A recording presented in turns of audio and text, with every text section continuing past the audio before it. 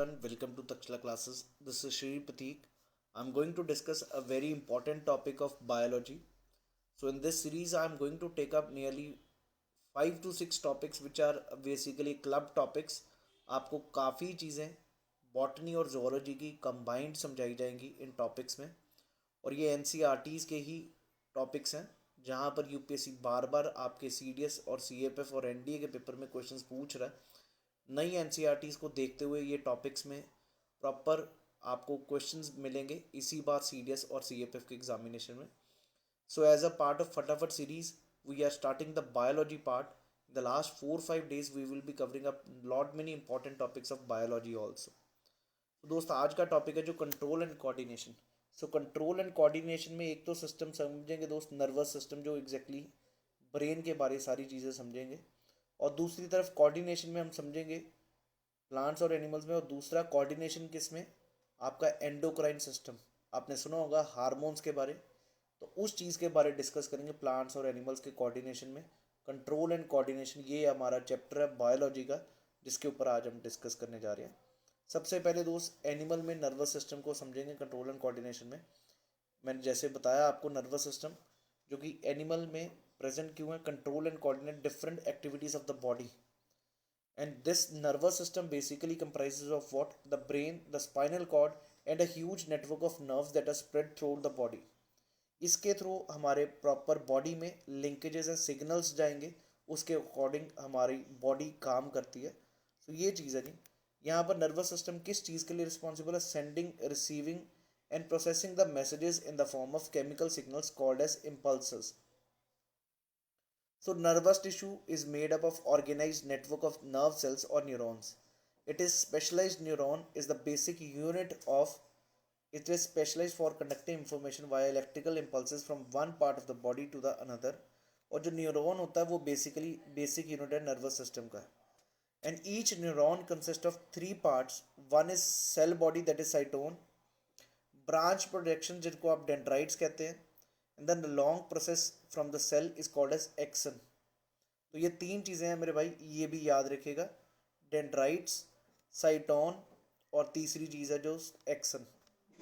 और साइनेप्स क्या चीज़ है, it is a gap between the 2 neurons. ये टर्म्स आपसे पेपर में पूछी जा सकती हैं तो इसलिए याद रखिएगा जी, वेरी वेरी इंपॉर्टेंट. साइटोन जो कि एक न्यूरॉन के स्ट्रक्चर में क्या क्या चीज़ें होती हैं, one is cyton, other is dendrites, और long process from the cell is called as axon. ये 3 चीज़ें, और उसके बाद इनके 2 न्यूरॉन्स के बीच में जो गैप है उसको कहा जाता है synapse. So nerves are thread like structures emerging out of the brain and spinal cord. Nerves branch out to all parts of the body and are responsible for carrying messages in the body. तो ये एक neuron के बारे हमने समझा इस slide में, ज़रूर याद रखिएगा. डेंड्राइट्स होते हैं, साइटोन होते हैं और एक्सन होता है. This is again very important for every one two understand, because यहाँ से भी यूपीएससी क्वेश्चन बना के आपसे पूछ सकता है.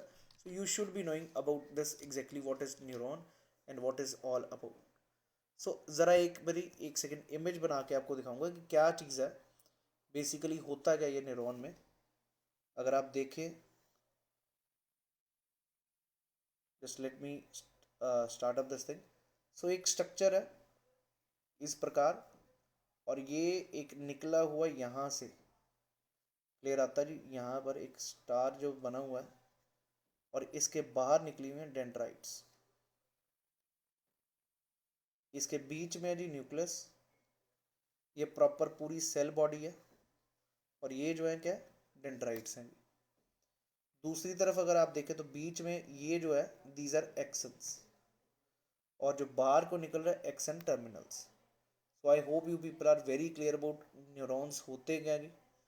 ये प्रॉपर स्ट्रक्चर है जो अभी तक हमने 3 चीज़ें पढ़ी हैं, और 2 न्यूरॉन्स के बीच में जो गैप है उसको कहा जाता है सिनेप्स.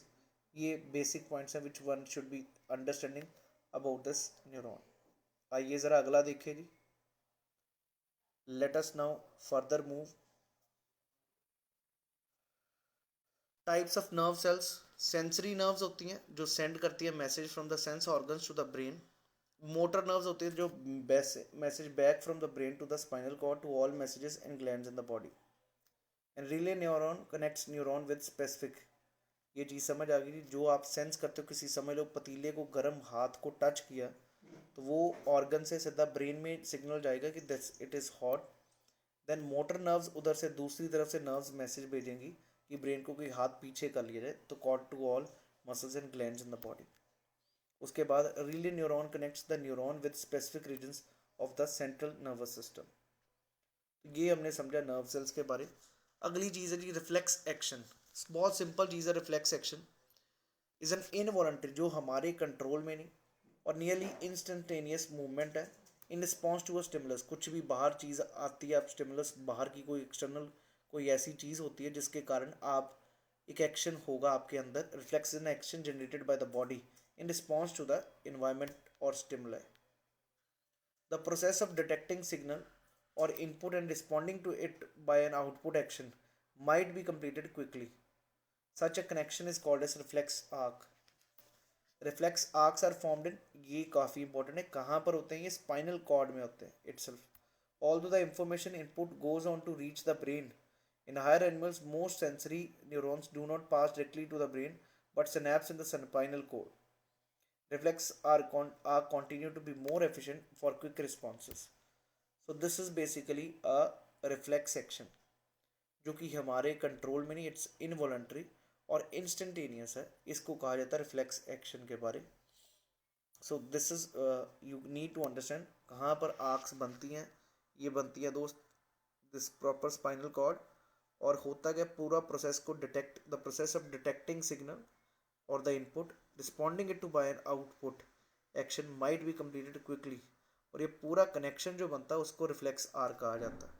और ये बनती कहाँ पर? स्पाइनल कॉर्ड में। तो कई बारी मैसेज तो पहुंचता ब्रेन पे, goes on to reach the, but in higher animals mostly ये ब्रेन तक पहुंचता भी नहीं है जी। नेक्स्ट आइए, अब ज़रा ब्रेन का कुछ स्ट्रक्चर के बारे में समझेंगे। बिल्कुल बेसिक बेसिक बायोलॉजी के कॉन्सेप्ट समझ रहे हैं। Nervous system is divided into two system. One is central nervous system, another is peripheral. Central मतलब ब्रेन के बारे, ब्रेन और स्पाइनल कॉर्ड को हम कहते हैं सेंट्रल नर्वस सिस्टम, जो कि रिसीव करता है information from the body and sends out the instructions to the other organs. The brain has three major parts और the regions nearly forebrain, midbrain and hindbrain. तो इसमें ज़रा देखेंगे दोस्त ये क्या क्या चीज़ें हैं। ये प्रॉपर स्ट्रक्चर दिया। सेरिबेलम क्या होता है, ये सारी चीज़ें। लोब्स, टेम्पोरल लोब क्या है, basal, frontal lobe, parietal lobe, ये सारी चीज़ें अभी देखेंगे क्या क्या फंक्शन है इनके। तो दोस्त जो ब्रेन है इसके तीन पार्ट, फोर ब्रेन जो आगे को है और उसके बाद मिड ब्रेन और पीछे हाइंड ब्रेन जो पीछे को है। तो फोर ब्रेन में दो चीज़ें हैं जी, सेरिब्रम और दूसरा है डाईएन्सेफलन। सेरिब्रम जहाँ पर क्या चीज़ होती है जी, फ्रंट में आपके दिमाग में memory, intelligence end of sensory centres like hearing, smell, site, ये सारी चीज़ जो आगे का फ्रंट का माउथ है वो सारी चीज़ें कहते हैं कंट्रोल किससे होगी? सेरिब्रम से। तो डेसिफ्रनल is the seat for pressure and pain. अगर प्रेशर हो या पेन हो तो हमारा ये वाला डाई एनसेफ्लॉन का काम है जी फोर ब्रेन में। नेक्स्ट देखते हैं जी मिड ब्रेन, जो कि फोर ब्रेन और हाइंड ब्रेन को कनेक्ट करता है, बीच में है जी, and controls the reflexes for sight and hearing. तो ये क्या दोस्त, रिफ्लेक्सेस को कंट्रोल करने का काम करेगा मिड ब्रेन। तीसरा जी हाइंड ब्रेन, जिसमें सेरिबेलम है, पॉन्स है और medulla oblongata. The cerebellum coordinates muscular activities and contains the balance and posture. आपको भी पता दोस्त, पीछे आपकी स्पाइनल कॉर्ड जा रही है और वो समझ लो हाइंड ब्रेन से ही जा रही है। वो जो प्रॉपर पोस्चर जहाँ से बैलेंस बना रहेगा और मस्कुलर एक्टिविटीज़ भी। The medulla controls involuntary actions like blood pressure, salivation, vomiting and heart beat. इन सभी को कंट्रोल कौन करता है? Medulla. Spinal cord extends from the medulla of the brain through the whole length of the vertebral column and is protected by the vertebral column in this part. तो एक तरह का ये भी चीज़ याद रखिए, spinal cord is also part of brain, hind brain में कनेक्टिंग होता है। नेक्स्ट आइए जी पेरिफेरल नर्वस सिस्टम है, जहाँ पर क्रेनियल और spinal nerves arise from the brain and spinal cord respectively. जो क्रेनियल वर्ड ही ब्रेन के लिए यूज़ होता है। क्रेनियल से जो नर्व्स निकल रही हैं उसको क्रेनियल कहेंगे और जो स्पाइनल से वो स्पाइनल नर्व्स होंगी। तो how are the tissues protected? human brain is protected by the thick bones of the skull and a fluid called cerebrosal cerebrospinal fluid, which provides further shock absorption. How does the nervous tissue cause action? Nervous impulse reaches the muscle fiber must move, the muscle cells will move by changing their shape so that they shorten. Muscle cells have special proteins that change both their shape and arrangement in the cell in response to the nervous electrical impulses. So when this happens, new arrangement of the proteins give the muscles or cells a shorter form. आइए ज़रा अगला देखें जी, coordination अब plants में देखें कि कैसे coordinate करते हैं. Since all the living things respond to the environmental stimuli, plants also respond to stimuli with the help of chemical compounds secreted by the cells. तो यहाँ पर तो भाई प्लांट मूवमेंट तो आपने कभी देखी ही नहीं, लेकिन ये कैसे रिस्पॉन्ड करते हैं इन्वायरमेंट को, कंट्रोल कैसे, कोऑर्डिनेशन कैसे, तो उस पर देख रहे हैं. प्लांट जो है living organism exhibit some movements.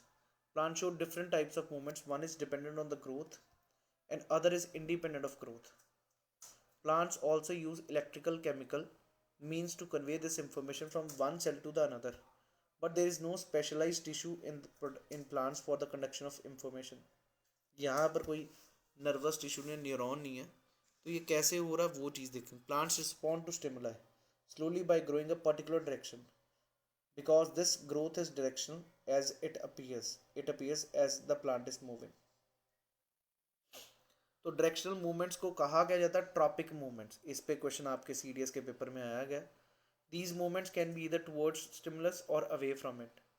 Positive phototropism क्या होता है? Even in shoots when respond by bending towards light. अगर लाइट की तरफ बेंड कर रहा है तो उसको पॉजिटिव फोटोट्रॉपिज्म कहेंगे. और negative geotropism is seen in the shoots by showing away from the growing away from the ground. Then roots bend away from light exhibiting phototropism. Roots भी अपना दिखाएंगे अलग.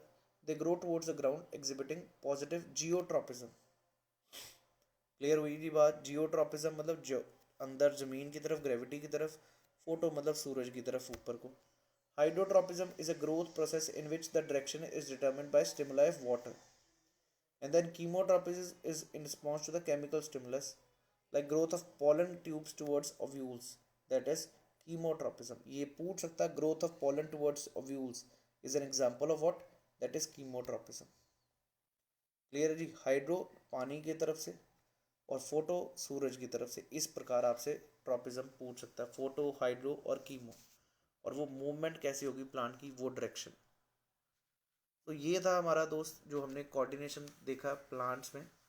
अब ज़रा इस पे भी दो बारी क्वेश्चन आपसे पूछा गया सीडीएस में पिछले. अब ज़रा हार्मोन्स पे डिस्कस करेंगे. हार्मोन्स होते क्या? Chemical compounds release by stimulated cells diffuse all around the cell. They are synthesised at places away from where to act and simply diffuse to the area of action. Different plant hormones help to coordinate growth, development and responses to the environment. तो ये जो hormones है ये भी याद रखिएगा जी. Plant में कौन से होते हैं? Auxins, gibberellins, cytokinins, abscisic acid, ये वाले जी. ऑक्सिन्स कौन से होते हैं जी? That are synthesised at the tip of the stem. These help the plant in growth by cell elongation. Auxins induces shoot apical dominance. Clear है जी. ये क्या है? To tip of the stem से होते हैं synthesised and they help the plant in grow. Cell elongate करेगा, बढ़ेगा, ये चीज़ है जी. और ये बढ़ना शुरू होगा. गिबरलिन्स कौन से? That help in the growth of the stem.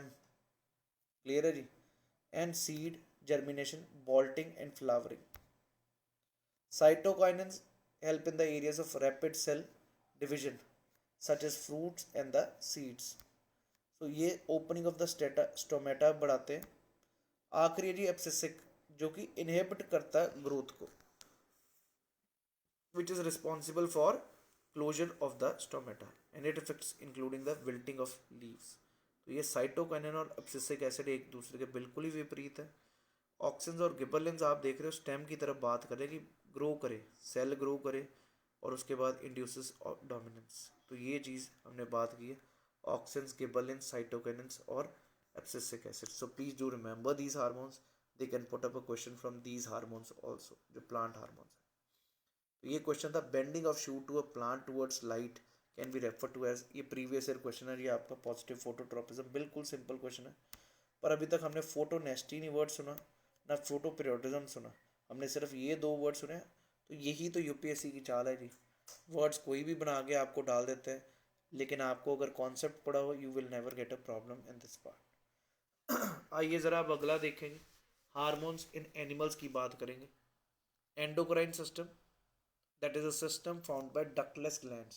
Ductless मतलब tubeless glands, which secrete chemical substances called as hormones. Endocrine release hormones directly into the blood, and hormones are minute chemical messengers thrown into blood to act as a target, to act on target organs. Different type of endocrine glands present in our body are pituitary, आपने सुना हो master gland जिसको कहते हैं, the pineal gland, the hypothalamus, the thyroid, the parathyroid, the thymus, and then adrenal gland, pancreas, testes and ovary। ये सब क्या है जी, हमारे एंडोक्राइन ग्लैंड्स हैं जो सक्रीट करेंगे हार्मोन्स को। अब ज़रा एक एक को देखेंगे, ये आपके प्रॉपर स्ट्रक्चर दिया, पीनियल ग्लैंड ऊपर है जी।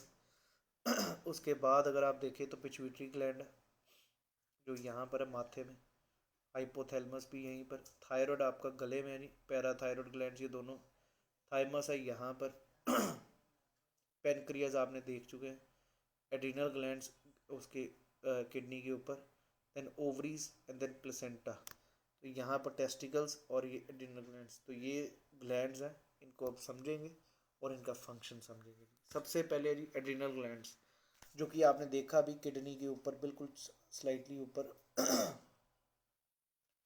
Are adrenal cortex. इनके दो पार्ट होते हैं एड्रिनल ग्लैंड्स के, एक कॉर्टेक्स होगा एक मेडुला होगा। कॉर्टेक्स जो है वो सिक्रीट करेगा हार्मोन्स लाइक कार्टिसोल, एल्डोस्टेरोन और androgens. Adrenal adrenal medulla secretes hormones like adrenaline. Non-adrenaline is also called as hormone of fight or flight, और द emergency हार्मोन कहा जाता है किसको, एड्रेनलिन को। It prepares the body to face an emergency situation of physical stress like danger, anger and excitement. तो ये चीज़ समझ लीजिए जी एड्रिनल ग्लैंड का, और ये भी याद रखिएगा adrenaline hormone which is called as emergency hormone और हार्मोन ऑफ फाइट। अगला जी थायराइड, जो हमारे गले में होता है एट द नेक और वेंट्रोन और लैरिंक्स के ऊपर। ये वन ऑफ द लार्जेस्ट है जी। Principal hormone secreted by this thing, triiodothyronine और थायरॉक्सिन। ट्राइओडोथायराइड क्या काम करता है ये चीज़ देखें। Thyroxine is a hormone that regulates the metabolism of carbohydrates, proteins and fats in the body. Iodine is essential for the synthesis of thyroxine.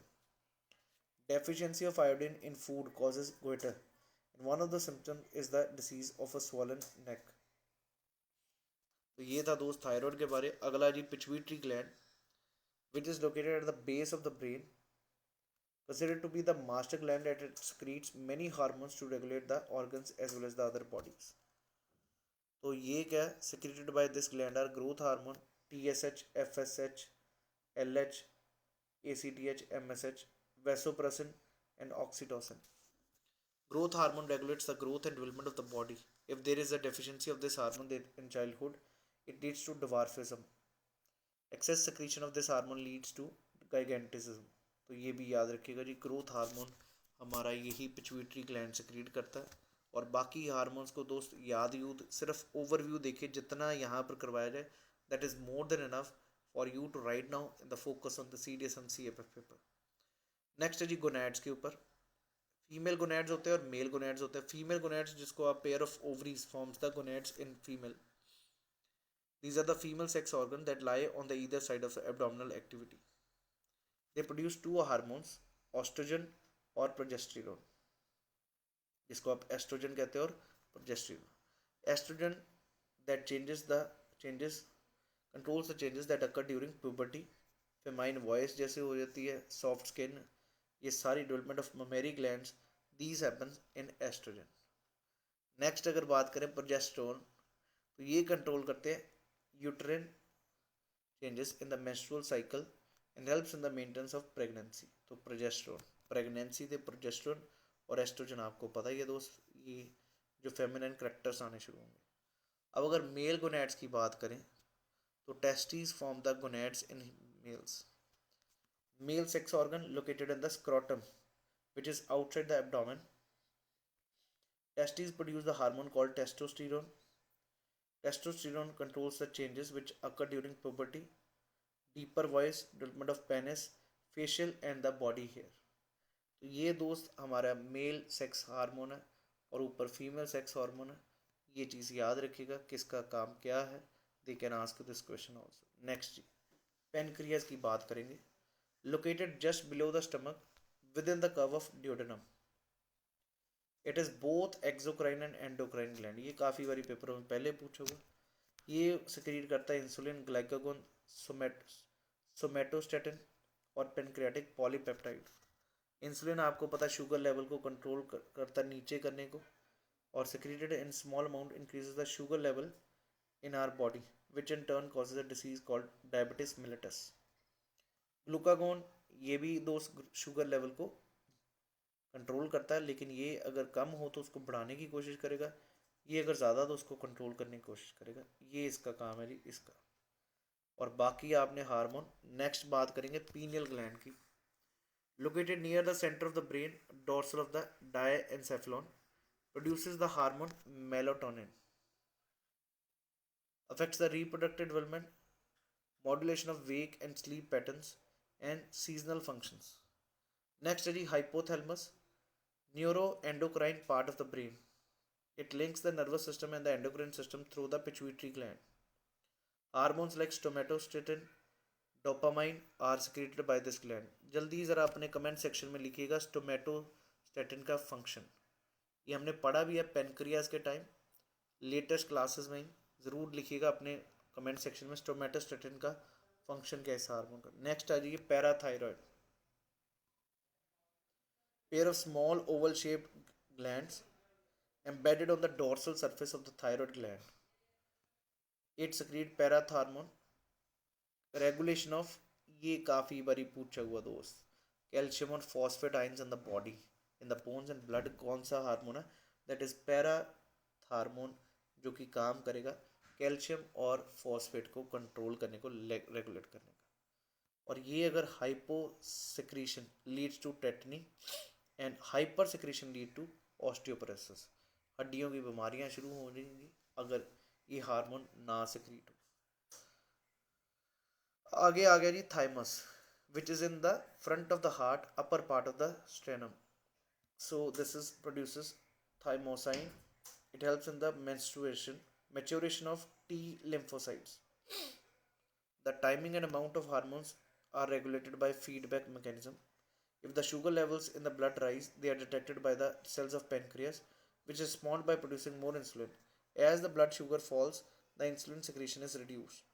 So इसको कहा जाता है थाइमन साइमन, which is इसको चेक करना, उसको प्रॉपरली चेक करना, timing, ये सारी इश्यूज को रेगुलेट कौन करेगा? ये हार्मोन। तो ये रे थाइमोसाइन याद रखना, और मैच्योरेशन ऑफ टी लिम्फोसाइट्स। तो ये थे दोस्त हमने जो आज डिस्कस किया। हमने हार्मोन्स के बारे में डिस्कस किया, what are secreted by plants for the growth कैसे होगी, और उसी प्रकार जो ह्यूमन बींग्स में हार्मोन्स है, पिट्यूटरी ग्लैंड हो गया, पेनक्रियाज हो गया, थायराइड हो गया, इनके ऊपर हमने डिस्कस किया। दे can put up the question from this topic in your paper. So that's all for today. Thank you. Wish you all the best. Jai Hind everyone. And please keep sharing this channel. Please keep sharing these videos with the other people so that maximum people can join us for attempting the CDS and CFA paper very comprehensively. So thank you. Jai Hind.